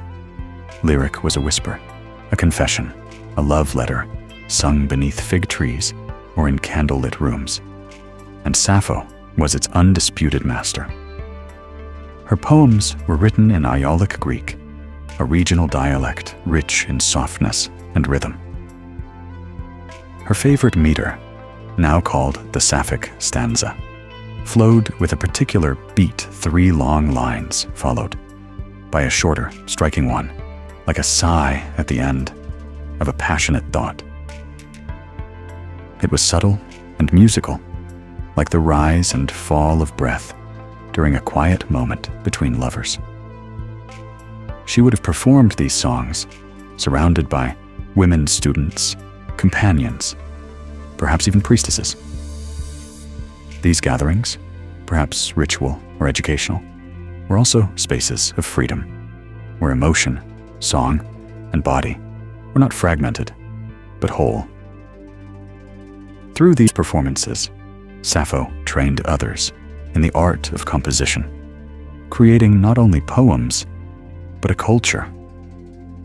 We can only imagine how it sounded, the gentle twang of strings, the clarity of her voice, the stillness of listeners, hanging on every syllable. Many of her poems begin not with statements, but questions or invocations, like the start of a conversation or prayer. Come to me now, gold-throned Aphrodite, free me from this cruel pain. They were poems that reached the gods and delved into desire, and yet seem surprisingly modern. You could set them to music today, and they would still stir, something raw and real. Sappho turned poetry into song, and by doing so, reminded the world that emotion is music, that every heartbreak, every flutter in the stomach, every tremble in the voice deserves a melody, and hers still echoes centuries later. For every line of Sappho's poetry that we have today, dozens, perhaps hundreds, are lost. What remains are fragments, shards of emotion and sound, phrases torn from their original songs, wandering through time. Some are complete stanzas, others mere whispers, a single word, a flash of longing, a thought, an ending without a beginning. And yet, even these broken pieces throb with life, like embers glowing in the ashes of something that once shone brightly. Why was so much lost? Time, war, deliberate destruction. Sappho's works were once collected in 9 volumes, organized in the famous Library of Alexandria. They were probably copied and recited throughout the Greek world, her fame rivaling that of Homer. But with the fall of that library, much of ancient literature was lost. Later, with the rise of Christian influence, many works considered pagan or immoral were suppressed, neglected, or burned. Sappho's poetry, full of passion, especially love between women, made her a target. In the Middle Ages, she became a ghost. Her name survived, but her voice was almost silenced. Only through citations in other authors, preserved in grammars, commentaries, or philosophical works, pieces of her poetry escaped extinction. These fragments were often cited for style or vocabulary, not emotional force. But the feelings still overflowed. Then came the papyri. At the end of the 19th century and early 20th, archaeologists digging in ancient rubbish in Oxyrhynchus, Egypt, discovered thousands of fragments of manuscripts, including torn and faded verses of Sappho, pieces of songs unseen for more than 1,000 years. More discoveries followed. In 2004, an almost complete poem was found on a papyrus wrapped around a mummy in Germany. Each recovery felt like a resurrection, and yet much remains lost. We read Sappho today in echoes. What we long for is not just what she wrote, but what she might have said if history had let her speak without interruption. Still, there is something poetically fitting in this survival through fragments. Sappho wrote about impermanence, about fleeting moments, about beauty slipping through fingers like sand. So maybe it is only right that her poetry reaches us, not as a monument, but as a mystery, a puzzle assembled by lovers of language, of music, of the heart. A voice once drowned in fire, still burning. Sappho's poetry was too honest to escape judgment. In life, she was admired, celebrated, even as a master of lyric poetry. Plato called her the 10th muse, placing her among the divine. But as centuries passed and cultures changed, her legacy. Sappho was twisted, silenced, or scandalized, depending on the era. Why? Because she wrote about love, and not the kind history wanted to remember. Much of her poetry centers on affection and desire for women. She praised their beauty, mourned their absence, confessed jealousy, and celebrated intimacy. In her world, especially within the cultural context of aristocratic women on Lesbos, emotional and possibly romantic bonds were accepted, even honored. But later generations, especially under Roman, Christian, and Victorian values, struggled with this truth. Instead of confronting it, they rewrote her story. Medieval scribes ignored her. Renaissance translators softened her language.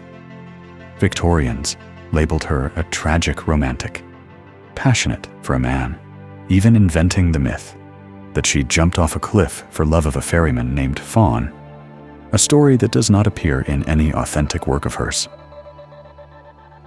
This invented narrative served a purpose: to erase her homosexuality, to make her pain more palatable, her desires more conventional. Some critics reduced her poetry to mere educational or platonic exercises. Others dismissed it as indecent. And yet, she persisted. In the 19th century, when open discussions of love between women were still taboo, her legacy became a coded symbol for queer identity. The words sapphic and lesbian became terms for romantic love between women, rooted directly in her name and homeland. She became, without ever intending, a figure of resistance, a poetic ancestor for those whose loves were silenced. And debates still echo today. Who was she? A teacher? A lover? A myth? A threat? Perhaps the better question is, why are we still afraid of her truth? Sappho did not write to fit into categories. She wrote what she felt. She named beauty, confessed longing, and lived through verse. Her scandal was not in her actions, but in her honesty. She dared to write desire, and for that, history tried to silence her voice. But it never succeeded. If there was a divine presence hovering over Sappho's life and work, it was Aphrodite, goddess of love, beauty, and irresistible desire. For Sappho, Aphrodite was not just a myth. She was a muse, a confidant, almost a kind of companion in moments of passion and heartbreak. Many of her most powerful verses are not just about love. They are prayers to Aphrodite, invocations, pleas, arguments made in verse. When the weight of longing became too great, it was Aphrodite she called for help. In her most famous poem, Survivor, Ode to Aphrodite, Sappho not only praises the goddess, but speaks to her directly, almost like a friend who has heard this pain before. Come to me now, if ever before you heard my distant voice and answered, leaving your father's golden house. There is no shame in that vulnerability, no fear in expressing desire. Sappho's love is never portrayed as sin or weakness. It is something divine, sacred enough to bring a goddess down from the heavens. In the ancient world, Aphrodite did not only rule romance. She governed attraction, seduction, the chemistry between bodies, the pain of separation. Calling upon her was to acknowledge that love could hurt as much as it could enchant. Sappho captured this duality perfectly. She did not idealize love. She lived within its contradictions. She wrote of its sweetness and its sting, its beauty and its cruelty. In another poem, she writes, "Love shook my soul, like the wind on the mountains, toppling oaks." Here, love is not gentle. It is violent, elemental, something that tears the self apart without asking permission. By placing Aphrodite at the center of her emotional world, Sappho elevated longing to something mythical. Her poems blurred the line between the personal and the divine, between everyday emotion and cosmic force. And by doing so, she helped build a literary legacy where love was not just a theme, it was a form of worship. For Sappho, Aphrodite was not an abstract deity. She was a mirror, a force reflecting back all the intensity, confusion, and beauty of the human heart. And in every line of her verses, the goddess of love listens and responds. Like her poetry, Sappho's death is a mystery wrapped in myth. No one knows exactly when she died, how old she was, or where she spent her final years. Some say she died peacefully on Lesbos, surrounded by the sea and the songs she loved. Others especially later Roman poets, invented tragedies that she threw herself from the white cliffs of Leucata, dead from unrequited love for the handsome ferryman Phaon. But there is no historical evidence for this story. It seems more like an invention, a way for male-dominated literary tradition to reshape her love and suffering into a heterosexual narrative. It transformed the powerful poetic voice of a woman who loved women into a victim of unrequited passion for a man. A convenient but false ending. The truth is simpler and deeper. Sappho disappeared as quietly as she arrived. After her death, her work survived for centuries. It was studied by philosophers, quoted by playwrights, performed across the Greek world. Her fame rivaled that of Homer. Her poetry was preserved in 9 books. For a time, history was not kind to voices that challenged its norms. With the rise of Rome and later the dominance of Christian moral codes, Sappho's openly emotional and sensual poems, especially those celebrating love between women, fell out of favor. Her writings were no longer copied. Her volumes were left to rot in libraries, eventually to be burned or crumble. Some believe her works were deliberately destroyed by early church officials who saw her songs as dangerous. In the Middle Ages, her name survived, but her words were almost silenced. It would take over 1,000 years before fragments of her verses resurfaced, unearthed from ancient Egyptian rubbish heaps or cited in ancient grammars. Piece by piece, she was reborn not through myth, but survival. Her death may be lost to time, but her disappearance was never total. She persisted in whispers, in stolen lines, scribbled in margins, in the persistent pain of voices refusing to be forgotten. Sappho never needed a heroic death. Her poems were already immortal, and in the gaps where her words lived, we can still feel the shape of her spirit, yearning, unfinished, but never truly lost. Sappho's life may be lost in shadows, her verses scattered and incomplete, but her influence never waned. If anything, it only grew stronger, like a candle flickering but refusing to go out. In every era, someone rediscovered her. In the Renaissance, scholars devoured her fragments, marveling at her delicate mastery of emotion. In the Romantic era, poets like Byron and Shelley invoked her name. In the 19th and 20th centuries, as conversations about gender and identity reignited, Sappho became a symbol of queer resilience, female artistry, emotional freedom. Her name lives in the language Sapphic, used to describe romantic love between women. Lesbian, taken from the island of her birth, now a global identity. These words are not just terms, they are echoes of her life, proof that a voice can ripple through millennia and still reshape how we understand love and expression. Artists, writers, and musicians continue to be drawn to her. Painters imagined her with a lyre, bathed in moonlight. Poets have translated her again and again, each version seeking the pulse beneath the words. Modern authors have reimagined her, reclaimed her, resurrected her in novels, songs, and plays. And through it all, one thing remains clear. Sappho speaks to something universal. It doesn't matter that her poems are fragmented.